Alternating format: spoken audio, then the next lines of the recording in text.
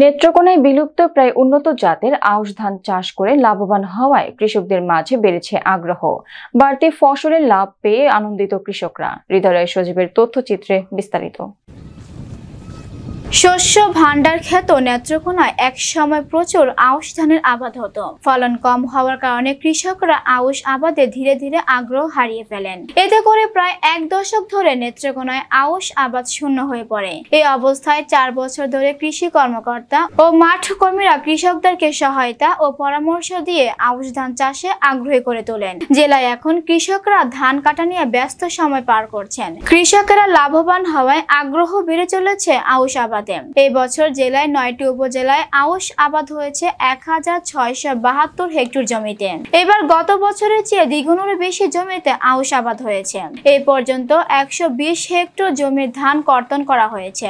উৎপাদনের লক্ষ্যমাত্রা ধরা হয় 5417 মেট্রিক টন। প্রতি হেক্টর জমিতে 4.15 টন ধানের আশা করেছেন কৃষি বিভাগ। বোরো এবং আমন ফসলের মাঝ সময়ে বাড়তি ফসল হিসেবে এই ধানের আবাদ করে লাভ ফলন পেয়ে কৃষকেরা খুশি।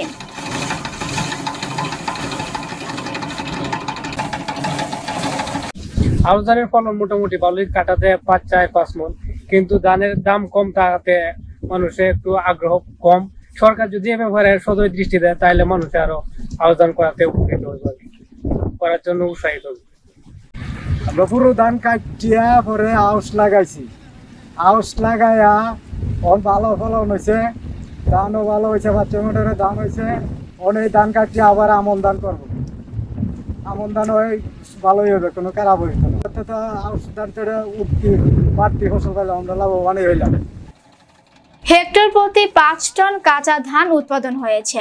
ধান বেচে আগামী আমন আবাদ ও পরিবারের খরচ মেটাতে পারবেন বলছেন কৃষকেরা। তবে ধানের দাম বাড়ানোর দাবিও করছেন কৃষকেরা।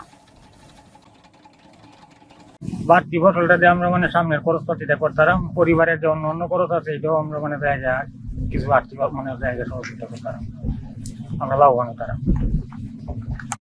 আমরা প্রতি বছরই আউশ ধান করি, এবছরও করছি। আউশ ধান ফলন খুব ভালো, কাঁচা 5-6 মণের হয়।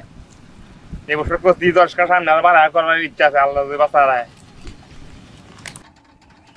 এই বছর ভালো ফলন পাওয়ায় আগামীতে আউশ চাষে কৃষকেরা আরো আগ্রহী হবে বলছেন জেলা কৃষি সম্প্রসারণ অধিদপ্তরের উপপরিচালক।